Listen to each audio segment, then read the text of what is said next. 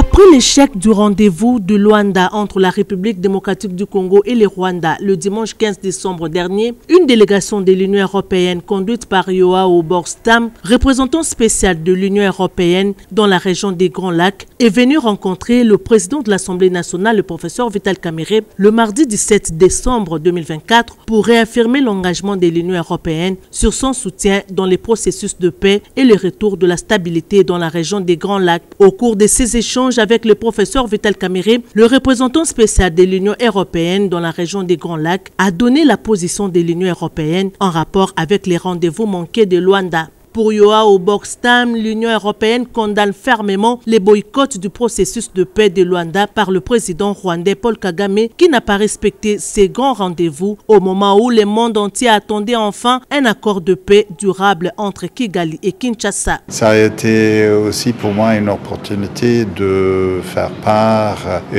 du chagrin et de déception de l'Union européenne par rapport à ce qui vient de se passer à Luanda ce week-end.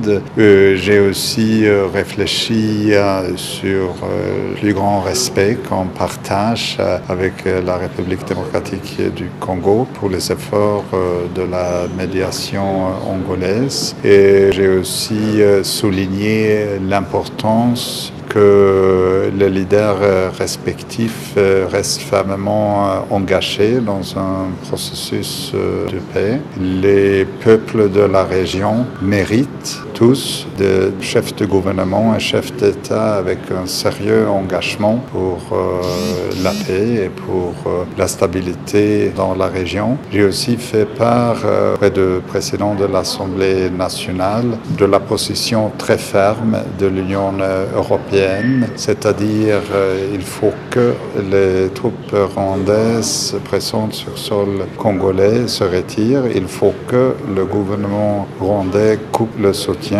pour le mouvement M23 et il faut aussi que le gouvernement congolais commence le démantèlement des FDLR. L'Union européenne reste très engagée dans le développement de la République démocratique du Congo et depuis plus de 30 ans. Donc le peuple congolais peut vraiment compter sur l'engagement de l'Union européenne pour la paix et pour la stabilité dans la région. Pour sa part, le speaker de la Chambre basse du Parlement reste optimiste. Pour le professeur Vital Kamerhe, ce n'est qu'une partie remise. Il note que les efforts doivent être conjugués de part et d'autre pour l'aboutissement de ce processus par la signature d'un accord de paix. Une fois de plus, le président de l'Assemblée nationale a alerté sur ces drames humanitaires de l'Est de la République démocratique du Congo, face auxquels la communauté internationale est indifférente. Nous avons dépassé la barre de 10 millions de morts dans les conflits armés en République démocratique du Congo. Ce drame humanitaire devrait mobiliser tous les efforts au niveau national, au niveau de la sous-région, au niveau africain et surtout avoir un appui au niveau international car la construction de la paix n'a jamais été facile,